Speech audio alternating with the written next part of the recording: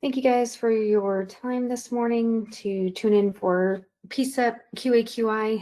I'm trying a new process, so I appreciate if you guys like this way of presenting. If you let me know so I can make them on Prezi from now on, if this is a more appreciated format. All right, so moving on to confidentiality, hopefully.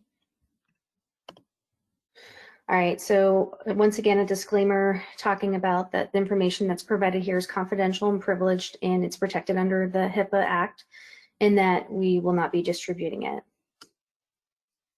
All right, so moving on to case one. This was of a 58-year-old male.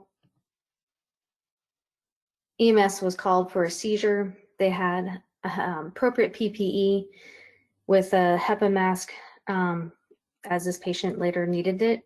And the primary survey was notable for he was awake, and he was oriented ×4. He had an open and protected airway, and that he had no active bleeding and a pulse was present.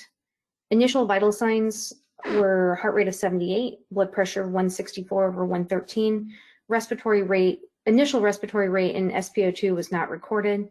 His past medical history included a stroke as well as epilepsy, and that per the witness on scene, which was his wife, that they heard a thump. They did not see him fall, but they found him next to a chair and had noted to be having a seizure. First patient contact, vital signs were included. The initial vital signs were prior to arrival by fire, I believe, and then the first set of vital signs by AMR was respiratory rate of 20 and a GCS of 15. Blood glucose was normal. They noted that the patient was talking. He was complaining of left upper extremity pain. They noted that he had some left-sided tremors, but following conversations and responding to questions appropriately. They gave him Versed for minor tremor, or for left-sided tremors, which did improve his tremors to only minor.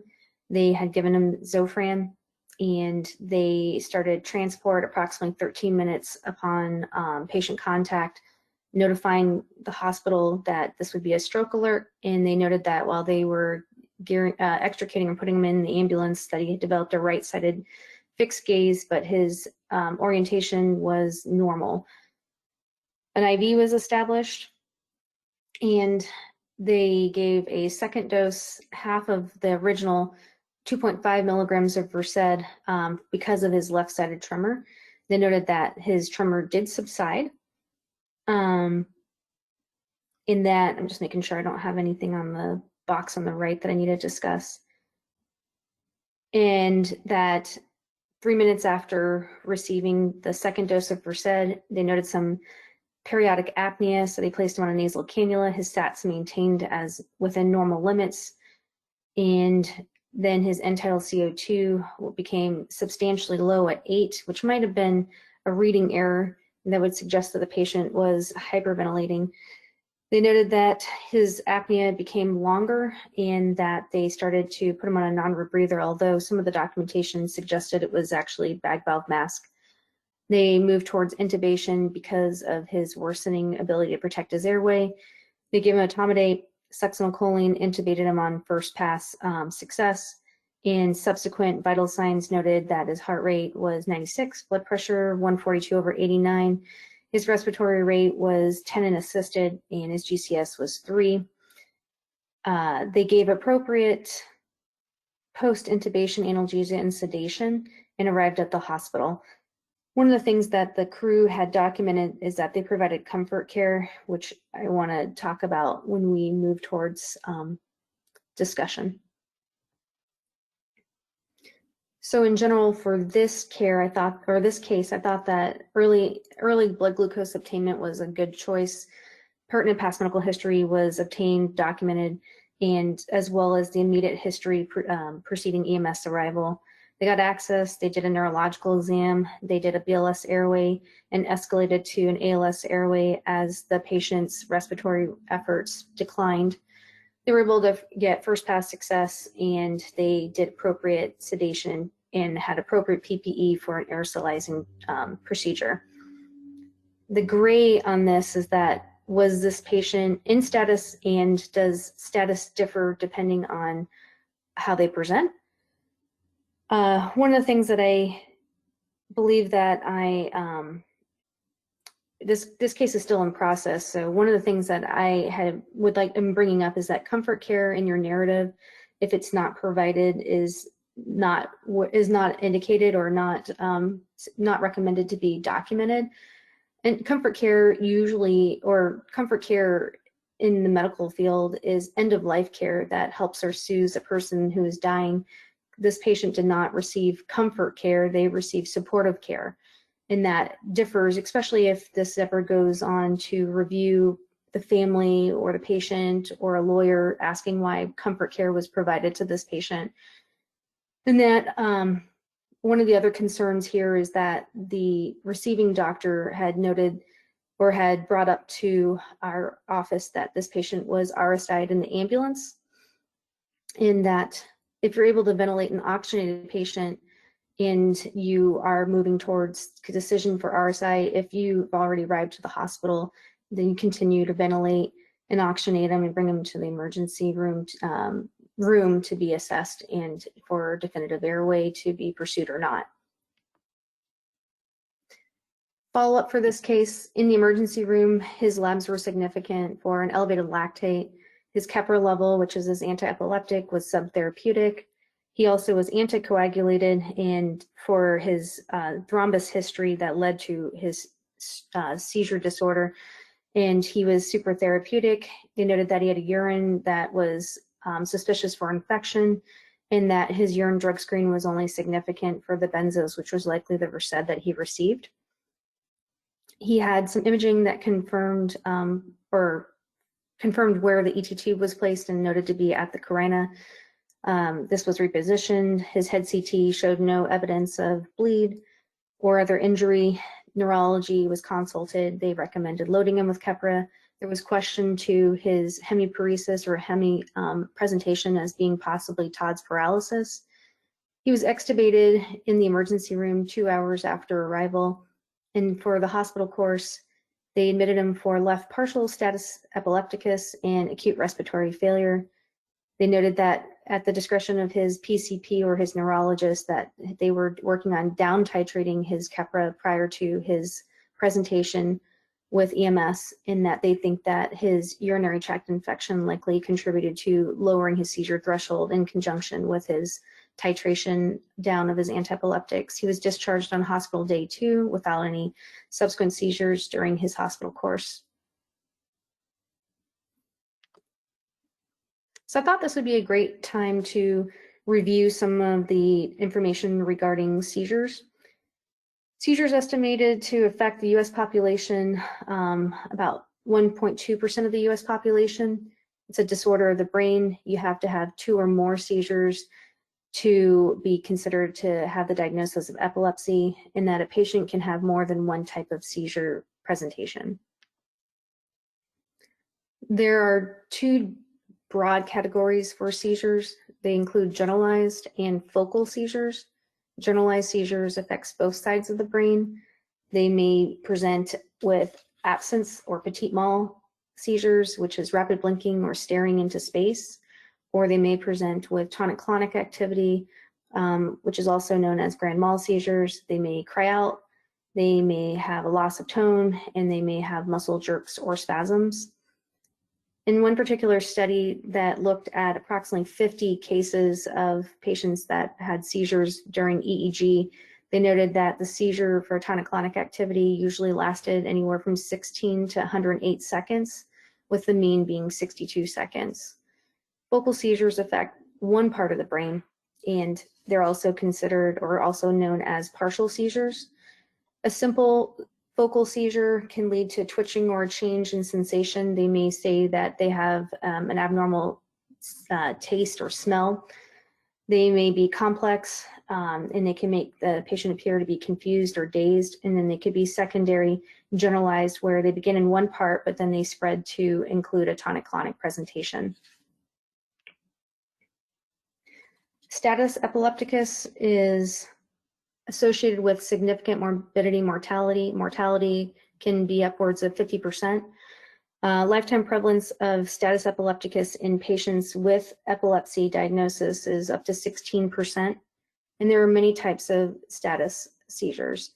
They can be convulsive or non-convulsive, in that according to the Academy of Neurology last consensus, that it's a continuous seizure lasting more than 30 minutes or 2 or more seizures without a full recovery of consciousness between any of them. Spontaneous termination is less likely to occur if the patient's still seizing at 5 minutes, in that the longer the seizure continues, the more difficult it is to control with antiepileptics. And up to 31% may not respond to our first-line antiepileptic therapies. I think it is good to note that if you're going to document, your generalized tonic-clonic seizures, that they are going to be either tonic, like stiff, or atonic, relaxed. They may have myoclonus, which is jerking in parts of the body that are short, or they might have clonus, or periods of shaking or jerking of the body. Recently, I reviewed a case where they documented as hypertonic or hypertonicity, and it was a little bit ambiguous. I think that trying to use the terminology for seizure presentation would be helpful for lack of misinterpretation. So reviewing our protocols, we're going to do our universal patient care. If the patient's in status, which we document as continuous seizure or repetitive seizure without regaining consciousness, which is similar to the slide before, we're going to consider our antiepileptic, which would be Versed, and then potentially redosing them for a max of 20 milligrams after redose. And we want to make sure that we're checking their respiratory status. If we think that their status seizures secondary to eclampsia, magnesium may be indicated. That is all I have, I believe, on our protocols. Anyone have any questions about this case? I think while you guys are devising your questions, I think that this particular case for me made me wonder if we should be more clear about if all status seizures, even our partial seizures, need to be aggressively treated with multiple doses of Versed, potentially leading to apnea.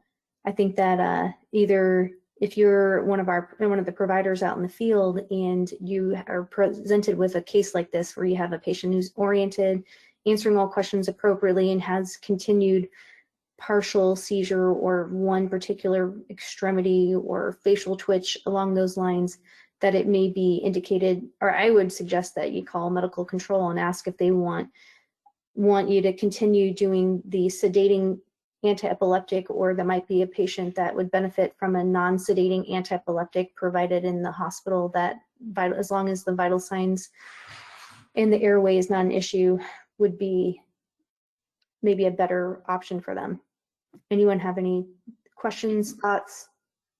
Jackie, I've always been under the impression that the partial motor seizures, focal seizures, respond very poorly to first-line medications such as Versed. So basically, if you've got a partial seizure only, unless they go into a generalized tonic-clonic, I generally stay away from Versed because of what the point you just brought up. A lot of these people will become apneic rather than have anything happen with the seizure itself. Mm-hmm. Especially because of that adverse outcome seems pretty. Right. I was a little curious too. What was the O2 sat at the time they decided to intubate this patient? It was normal from what was recorded. So if you look at 8 o'clock in the morning, the preceding sats were 95%. At least that was 6 minutes earlier, and there's no documentation of decline in SATs. Yeah, it seems She to me had if the you have, system ventilation. if you have CO2, and the CO2, as I recall, was remarkably low, and perhaps that was inaccurately recorded or obtained, but this seems to be someone that could have been managed by a nasal airway and some and just a BVM or just assisted ventilation. Agreed, and I think that, you know, looking at our protocol, that it may, a provider may look at it as a very black and white protocol and say this is status, even if it isn't necessarily generalized and it's partial, and they go down the Versed treatment. I think that a provider that may recognize that continued dosing of Versed could lead to an invasive procedure that this provider could, or a provider could have been astute enough to call medical control to avoid going down that apnea and particularly situation. As the patient was awake, talking, following conversation, responding to questions, but doesn't sound like status.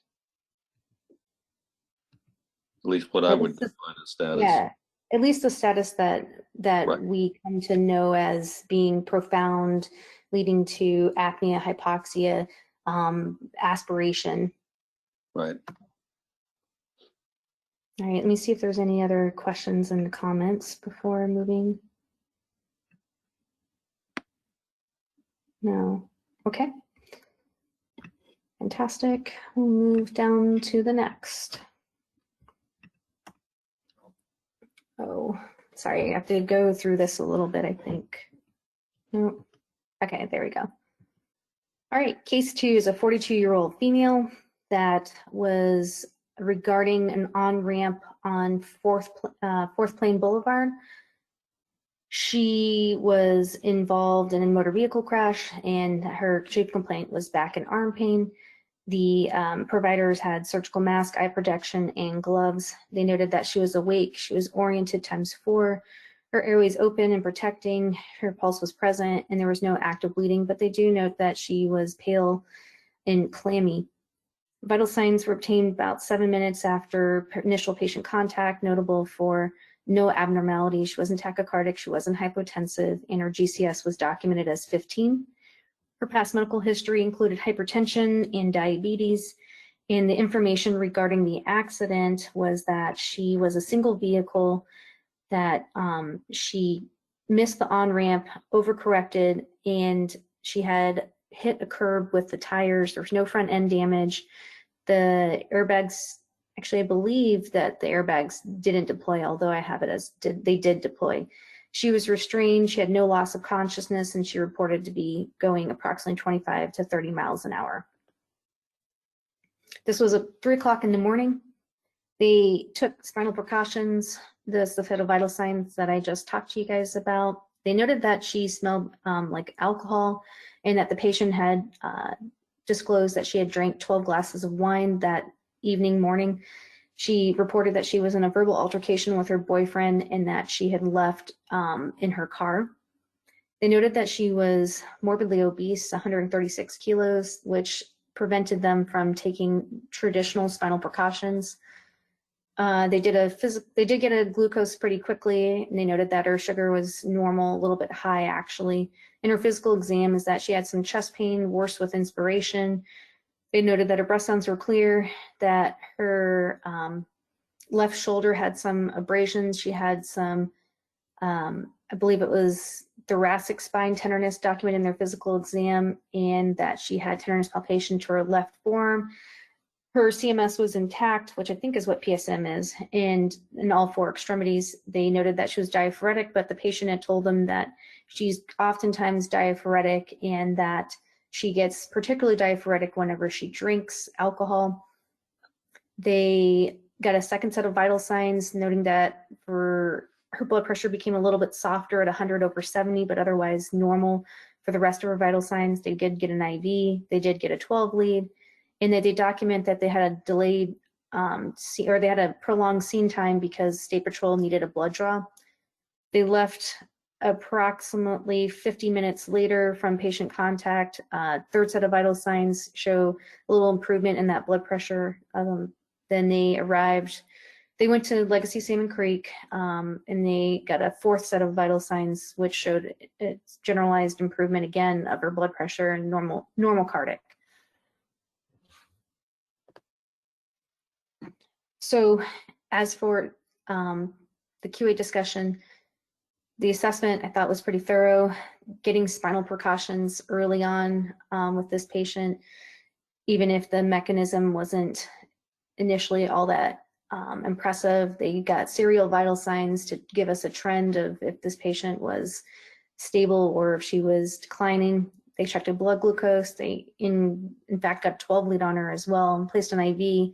And they made note of her diaphoresis and the patient's explanation for it, as well as their delay on scene. The bad on this is that there's no issues when you read about it. It's just in the retrospect after we find some additional information about this patient in the next slide.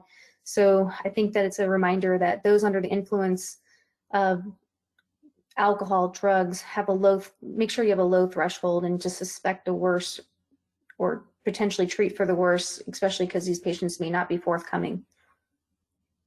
Jackie, let's go back to the history again, a couple of things, or the documentation. The physical exam or the in the primary survey, she's complaining of back pain and left shoulder pain, correct? Yes. Oh, she had left shoulder abrasions. Okay. Right. She's also complaining. It says she's obese. You've got. Was she having chest pain? Worse with inspiration. Now there's a fascinating one. Where does it document where the chest pain was? No, but it was documented in the physical exam, not in the narrative. Was there any documentation of abdominal exam? Yes, there was. From my recollection, the crew actually filled out all of the physical exam boxes. Mm-hmm. Well, I'm happy that they did a spinal precautions, but I'm sorry, spinal precautions to me generally mean you think that there's some trauma involved here. And I think that the crew did recognize that there's, I'm speaking to the follow-up email that I received. Okay, somebody's got to mute their stuff. I'm speaking to the follow-up from the EMS crew is that they thought that she had potentially minor complaints in that they really didn't see much mechanism, that she appeared to be otherwise stable. Mm-hmm. Yeah, what kind of medications was she on for a history of hypertension? I don't believe there were any recorded. But in retrospect, I think all these things that we're pointing out, that we're discussing, this chest pain with inspiration, she's morbidly obese, you can't really do a great job of immobilizing her.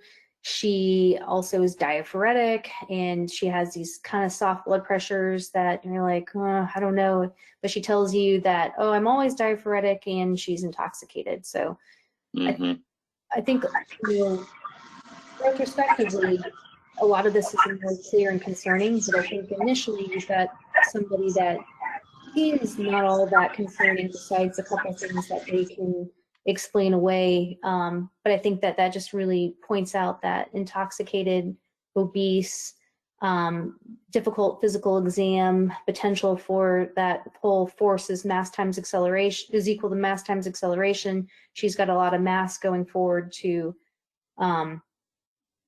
with a car accident, even if the car itself looks relatively unscathed. Yeah, I think better part of valor is if you think there's enough concern that you need to do a C-spine precautions on this patient. This patient ends up at a trauma center. That's a good point. So in the emergency room at Legacy Salmon Creek, she was found to have a grade 4 splenic laceration with blood in her abdomen. She had bilateral rib fractures, right side 2 through 6 and left side 2 through 7. She had a closed left ulna fracture and she was intoxicated. She was transferred to a manual hospital. She had a pretty long hospital course, 18 days. Her splenic laceration was non-operatively managed in that her hospital course was complicated by her obesity, her sleep apnea, and her rib fractures. Ultimately, she was discharged to a SNF.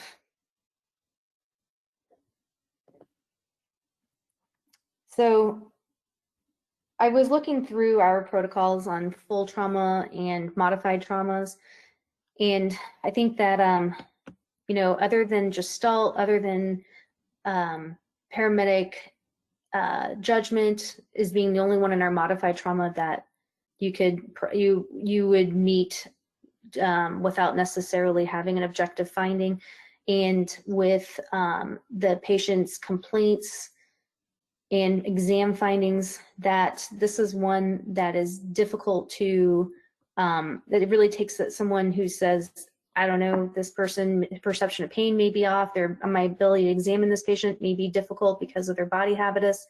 I'm going to be conservative and take them to Peace Health.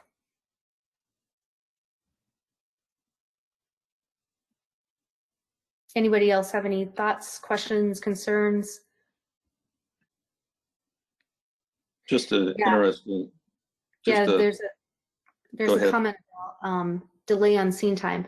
Yeah, after the fact, definitely not appropriate, because they had an approximately 15-minute scene time. And then the question is, a delay on scene appropriate for a trauma patient for a law enforcement blood draw? I'm not sure if this patient had no significant injuries.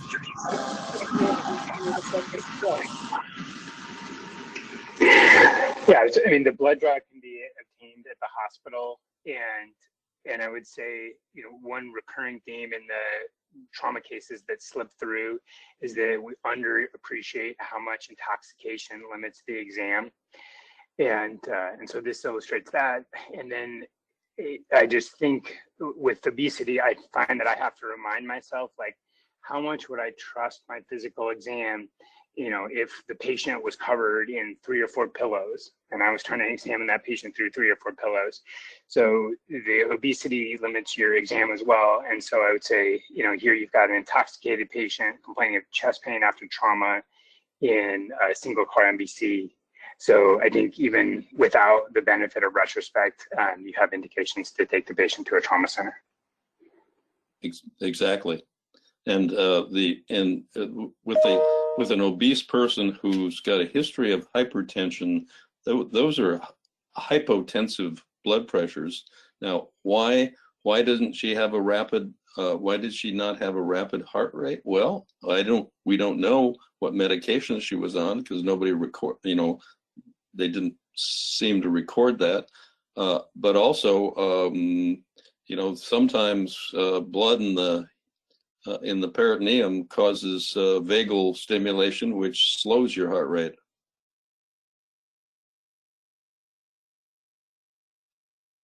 The point is, this is a and I was co-author of a paper several years ago in which we looked at the reasons that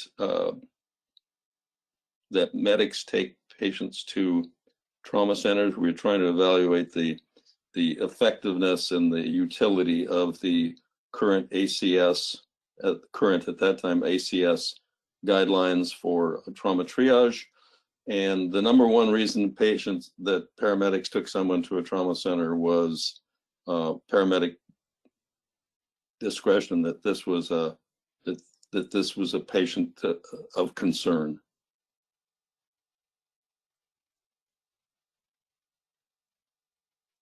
So we really have to hone our judgment on that thing, and your judgment is totally just like the patient judgment is totally obliterated by alcohol.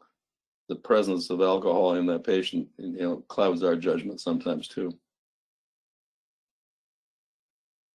Yeah, it's just not a reliable historian, even if they're oriented ×4. Would you trust her knowing that she was only going 25 to 30 miles an hour? I think people underestimate their consumption of alcohol, and they underestimate their speed, maybe because their perception was that they weren't that fast, or that they're trying to avoid further tickets or judgment. Right.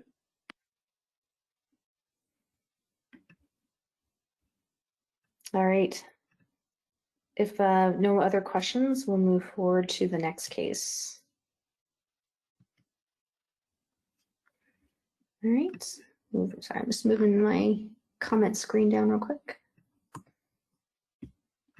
All right, so case 3, 23-year-old female dispatched for an unconscious, unresponsive party.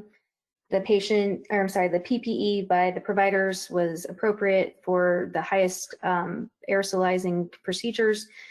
Primary surveys that the patient was unresponsive. She was, her airway was open, but she wasn't protecting. She was pulseless, and she had no active bleeding. Initial vital signs was noted for pulseless and apneic with a SpO2 of 50%. Past medical history is unknown, and HPI is that this patient was presumed to be a drug overdose. She was a witness to arrest with first responder CPR. No AED was indicated at the time, and that the premise history for the location was high for previous opioid abuse.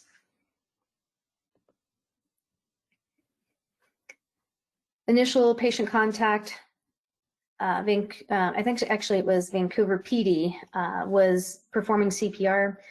First rhythm was asystole. They were able to get an IO pretty quickly and gave her 1 milligram of epi. The next pulse check, they noted that she was in PEA with SATs of 89%.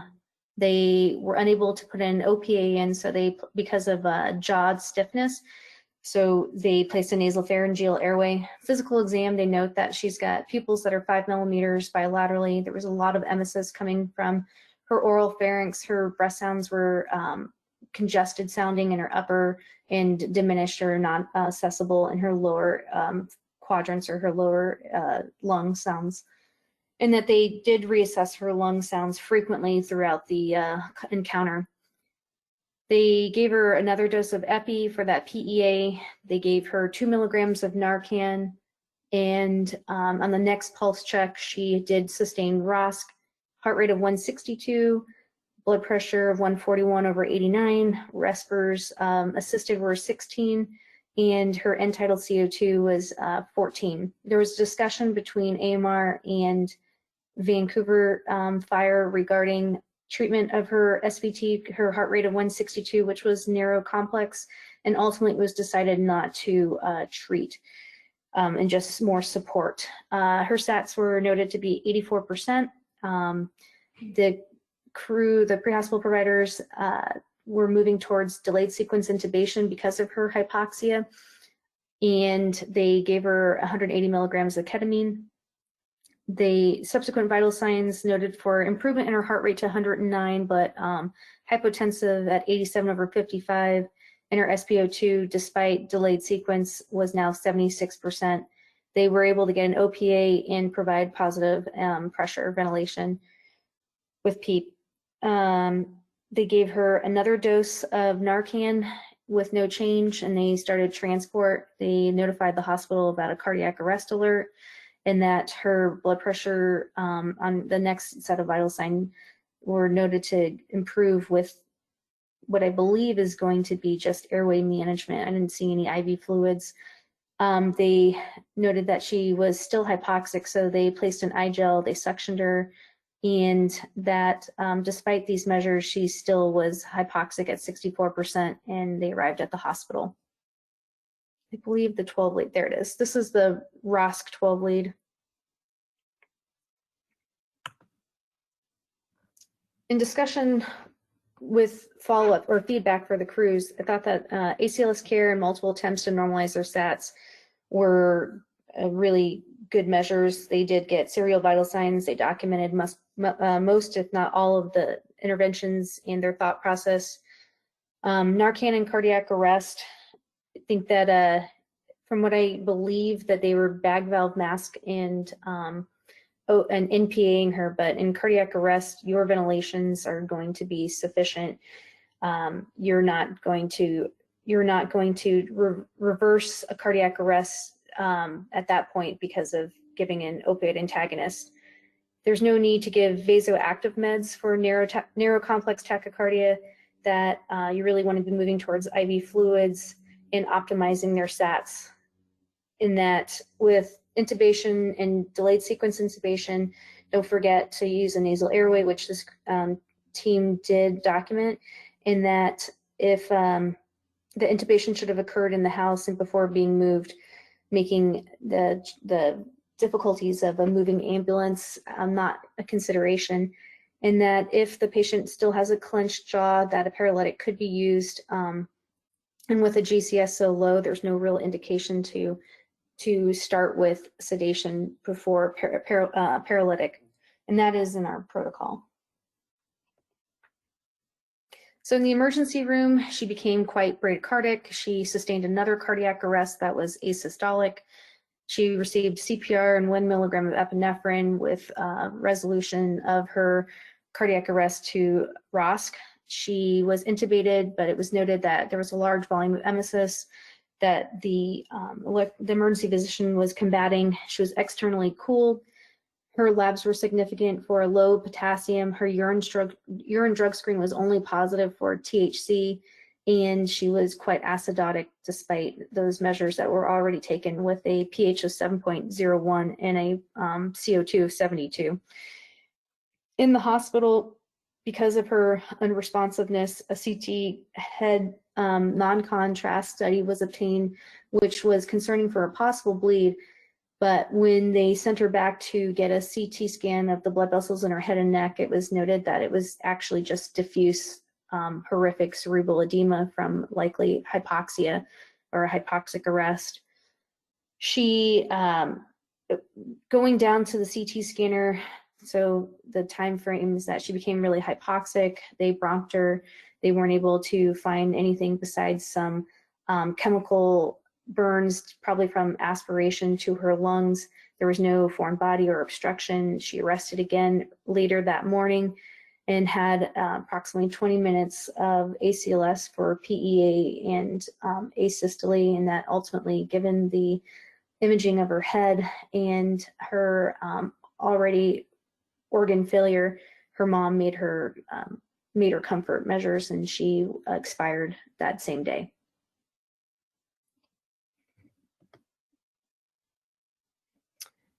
So, review of the protocols under our curriculum or our care.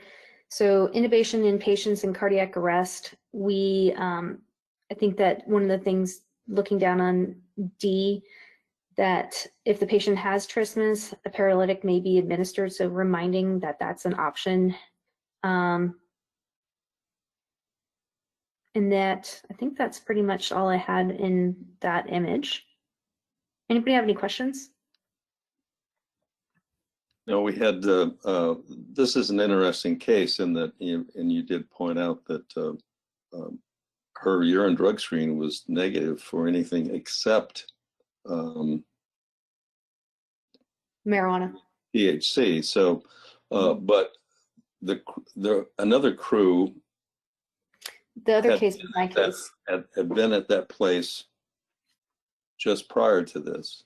Yes. They had seen this person for the boyfriend, and they had seen this person was walking around and talking at the time, and then some 10-15 minutes later, or 20 minutes later, whatever, she's in a asystole situation with an obvious arrest. And this is a known drug house, and that's why they were considering, heroin overdose or fentanyl overdose or something. And of course, that's why they were using the Narcan. But I agree with you, in a cardiac arrest, Narcan doesn't do anything. That's, as a matter of fact, there's some literature to suggest that Narcan may make the situation worse. There's a suggestion there, but Narcan is not without some downsides. Now, this is probably death by or cardiac arrest, and probably perhaps even a seizure from an overdose or a reaction to bath salts or similar type of non-narcotic drugs of recreation. Yes, I took care of the boyfriend, which was the other overdose out of that household. He preceded this patient's presentation maybe by 30 minutes, and he had profound emesis, had aspirated quite a bit, and interestingly enough, his urine drug screen was also only marijuana positive. Yeah. We don't test for bath salts yet. Mm-hmm. There's a question on the comments about thoughts on EMS NG2 placement for patients like this. I'm going to leave that to Dr. Whitwer. Yeah, that's first of all, my experience with massive emesis with a trying to suck it out with a NG tube is not very. The problem is she'd already done the damage before EMS got there.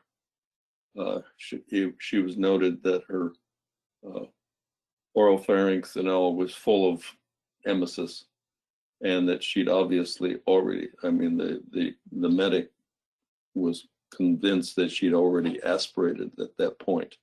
And I'm sure that's probably true in retrospect. She actually underwent 2 bronchoscopies in her brief time in the hospital, and they were still unable to get her SaO2 up from about, I don't think she ever came above 80, 82 in the hospital, even after the bronchoscopies, because she had so much pneumonitis basically from the aspiration.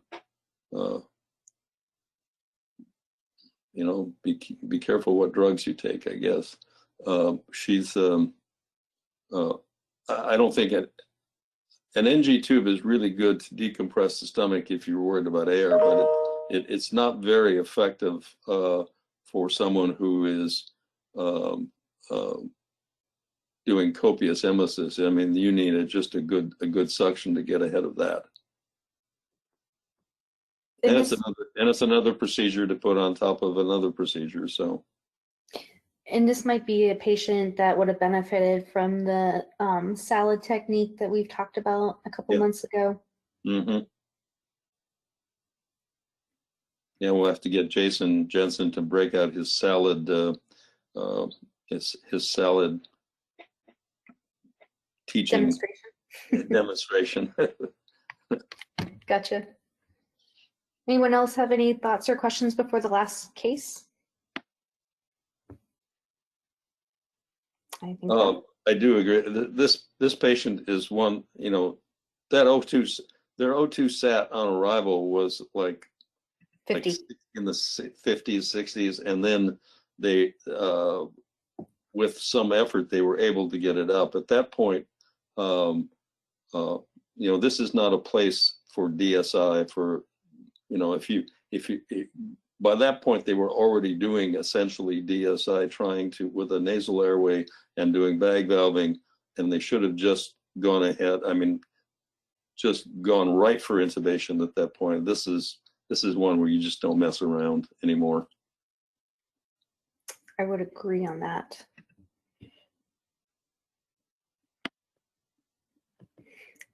All right. Last case. 28-year-old male found at home in his bed, dispatched to unconscious, unresponsive. PPE was the highest level of protection. The patient was unresponsive. When they arrived, his airway was open, but he wasn't protecting. He was pulseless. Initial vital signs are significant for lack of a pulse and lack of a respiratory rate. Past medical history is reported as none. His significant other said that she woke up to him snoring in bed, which was unusual because he's not normally a snorer. He was found to be prone. She noted that he stopped snoring, and when she rolled him over, he had no pulse and he was not breathing. She moved him to the floor and started to do CPR.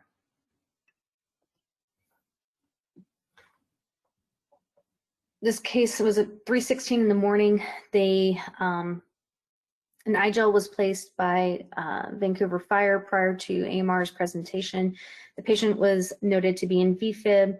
He was defibrillated at 200 joules and CPR was resumed. His blood glucose was checked normal. He received another dose of epi, or his first dose of epi.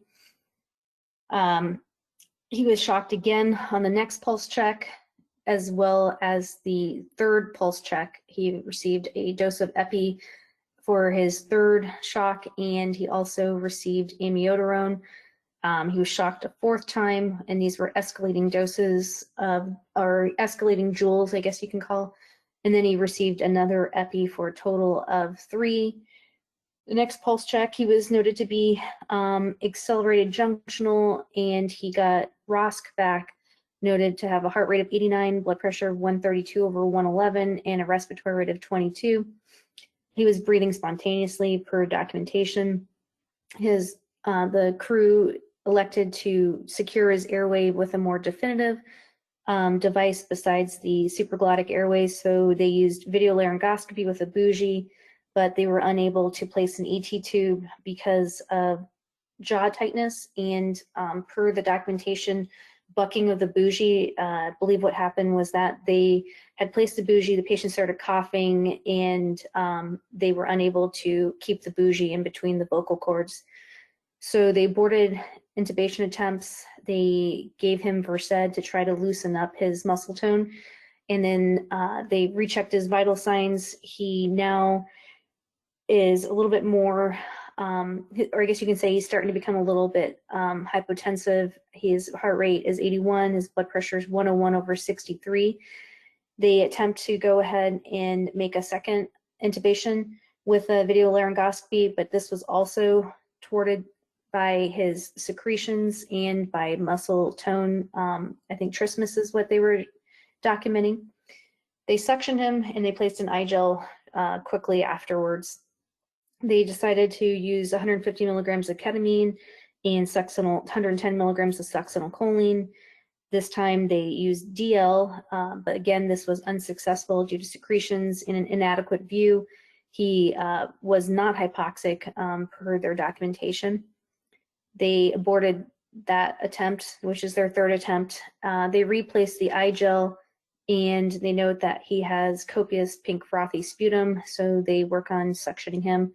They start transport, and that en route, another provider, I believe the first 3 attempts were with, 3 attempts for endotracheal intubation were with AMR, and then this last one was done by Vancouver Fire, where they used DL again with a bougie, and they were able to successfully intubate with an 8.0 ET tube just prior to arrival to the hospital.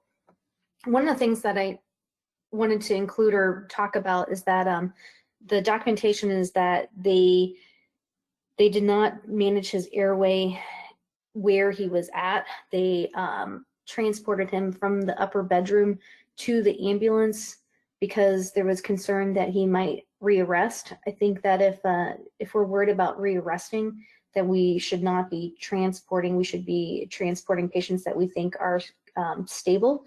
And in further slides, the chances of him rearresting with multiple intubation attempts is actually correlated to be higher. So the good here is that they were aggressive with CPR, aggressive with ACLS measures.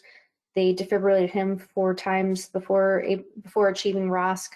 They gave him epi and amiodarone. They did check a glucose, and they were able to eventually get to an airway that would be definitive.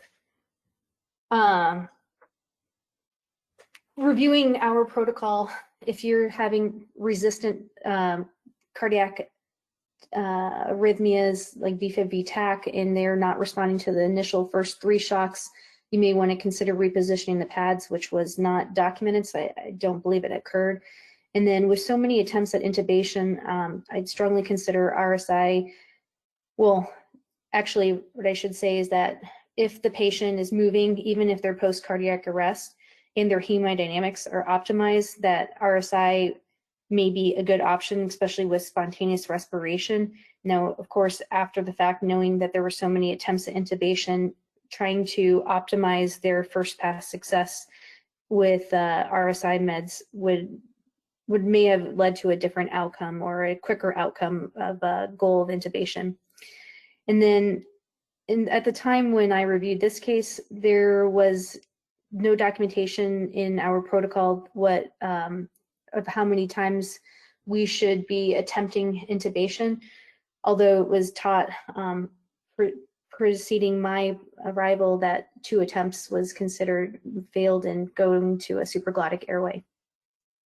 And that if you can, if you fail being able to establish a definitive airway after 2 attempts, my suggestion at the time to this crew was that if you can ventilate them then with a supraglottic airway, then to go to pursue that route.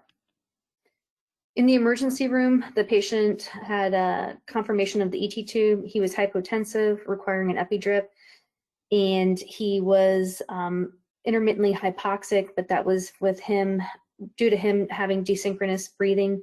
He was paralyzed in addition to his sedation, and that optimized his lung mechanics.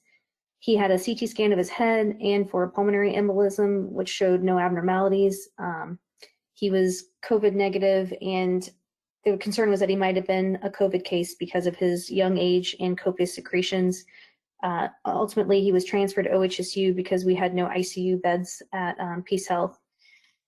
He was able to be extubated. Initially, there was some confusion or encephalopathy, but that resolved. He had a normal echocardiogram. He didn't have any evidence of HOCM. His CT scan of his heart showed no coronary disease or anomalous coronary arteries, and he was to get a CMRI to evaluate for any kind of myocarditis or infiltrative cardiomyopathy, in that he was going to get an ICD placed. All right, so this case, I think, is a great example of talking about first pass success and what the probability of being successful after your first attempt. This study was the importance of, or this study looked at the importance of first pass success when performing oral tracheal intubation in the emergency department. This was actually, this study was based, it's a retrospective analysis that was based on an academic center in Arizona. Over a 4-year period, they looked at a little bit over 1,800 patients that were orally intubated, and they considered adverse events being witness aspiration, oxygen desaturation, esophageal intubations, hypotension, dysrhythmia, and cardiac arrest. They noted that even with first pass success, that the incidence of an adverse outcome or an adverse event, 1 or more, was 14%. If you had to attempt twice to intubate, that adverse event rate went up to 47%, and 3 attempts was associated with an adverse event of 64%, and that 4 attempts at intubation was associated with 1 or more adverse events at 71%.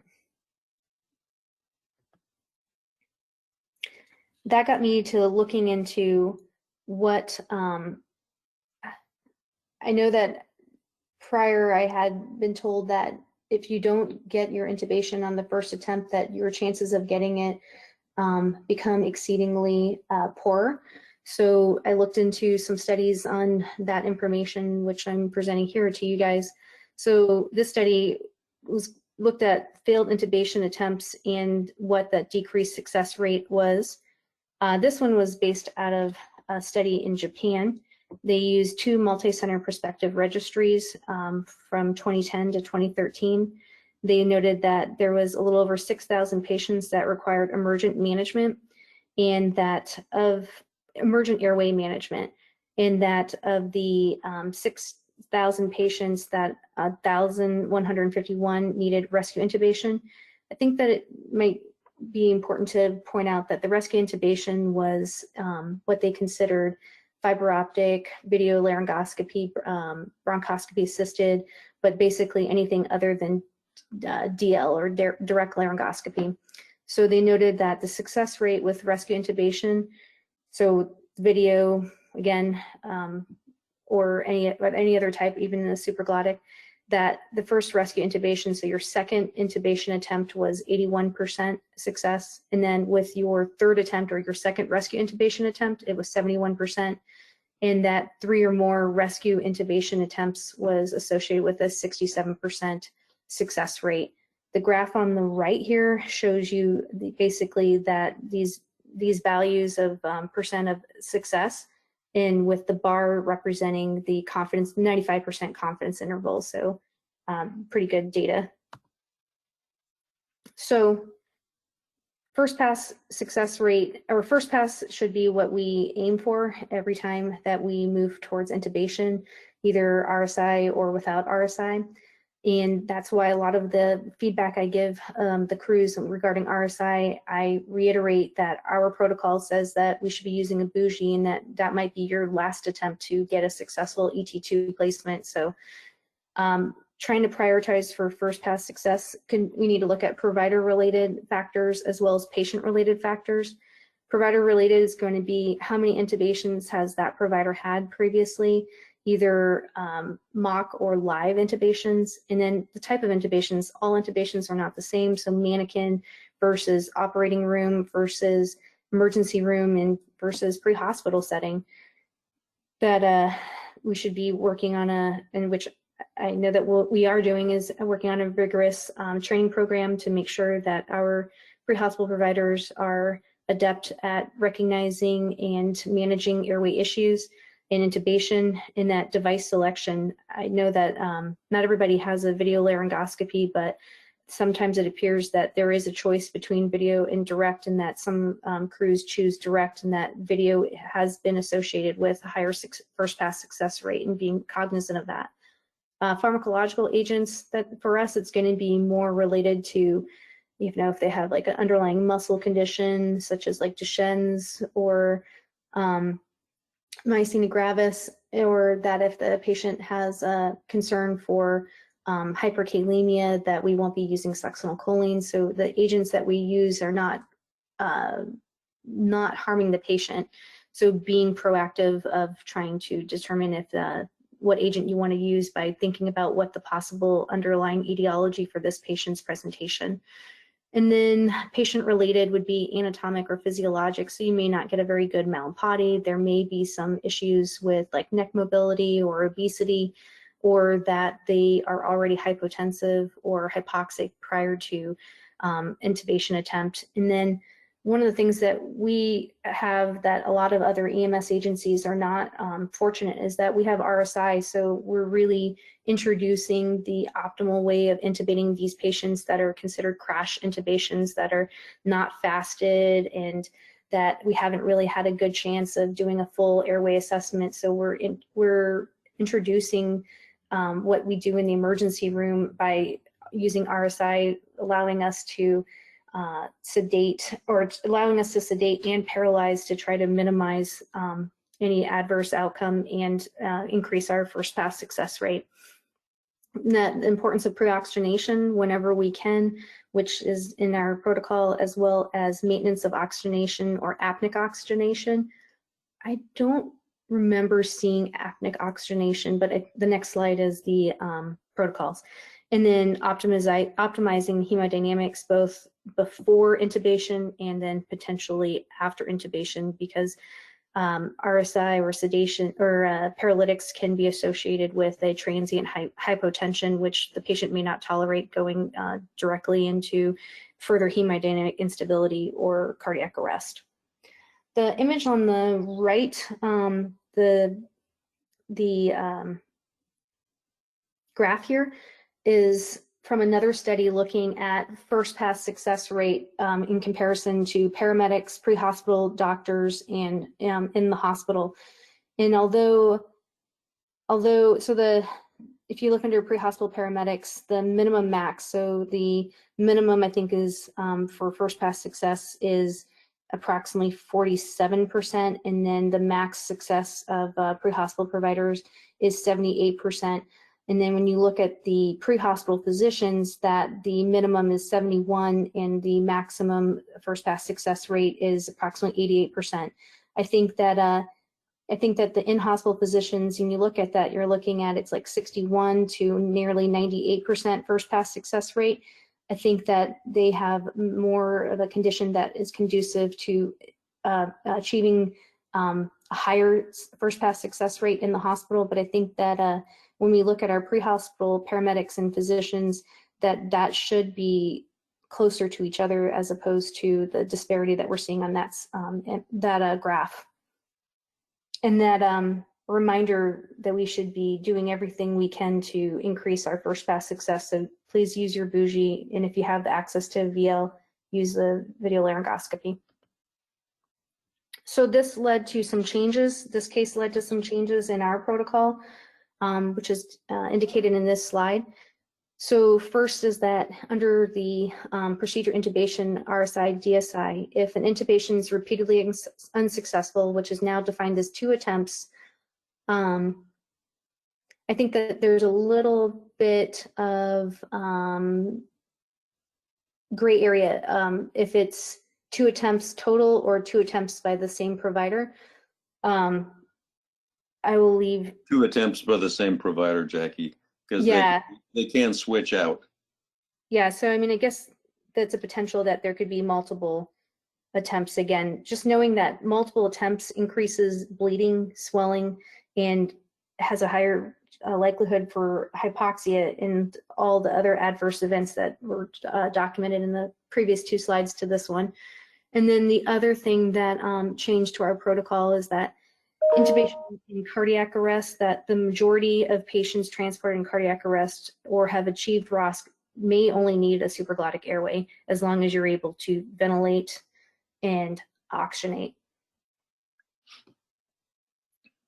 So any questions? Just a couple of comments. And within our RSI protocol, there is clearly identified apneic oxygenation. Okay. It's often not a necessary thing, but it depends on how quickly one, but it is in there. It's sometimes difficult to do now in the field. The other thing is clearly identified in our protocol for cardiac arrest is when you get ROSC, you take a time out for stabilization of the patient, maximizing hemodynamics, etc. At that, so there is no need, and indeed it is in the protocol. I do not want you to rush immediately to the ambulance because you're afraid you're going to lose pulses. We have too many cases where the patient has an ROSC from a PEA primarily, or from asystole, and then they get ROSC, they immediately get into the rig, and they lose the pulses, and they end up bringing a dead patient to the ED because they haven't been able to do adequate CPR on the way in without a Lucas in the back of the rig, or they have to stop and they stop the rig, pick up another rider, try, there's a whole mess of things. The protocol clearly says to only transport people who have stabilized ROSC. And stabilized, by my definition, is 5 to 10 minutes. That's No. why I put that in the treatment section, because I know that I know in discussion we've always talked about stabilizing them, and I believe that I pulled up the protocol where it says observe. Yeah, so under notes it says if patient has ROSC, observe briefly to ensure sustained stability prior to transport, 5 to 10 minutes. Right. Now,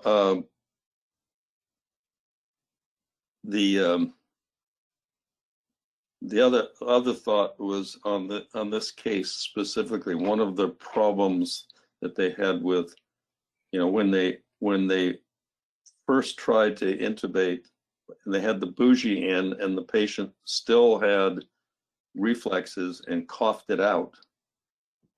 That was not that. It was not a good choice to go to Versed to quote relax the patient. Where in the protocol does it say to treat um, to treat um,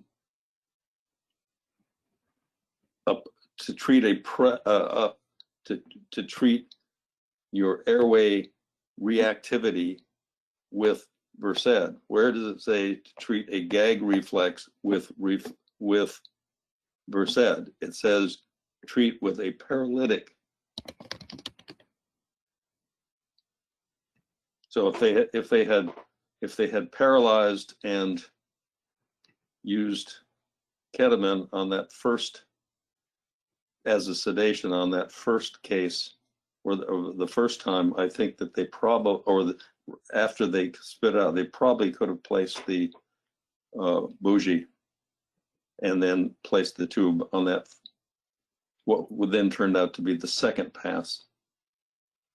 Yeah, there was just a lot of, it was documented as 4 intubation attempts and 2 iGel placements, although it looked like it was actually 3 iGel placements. And that's just a lot of reintroduction into the airway and making it more difficult for the next attempt, and especially if you're able to oxygenate and ventilate. Right. And then as for our Versed indications, as Dr. Whitworth points out, it's for status, it's for anxiety, for cardioversion, pacing, or paralytic adjunct with intubation, or for restraint or hyperadrenergic state. But not to stop the not to stop the laryngospasm. No.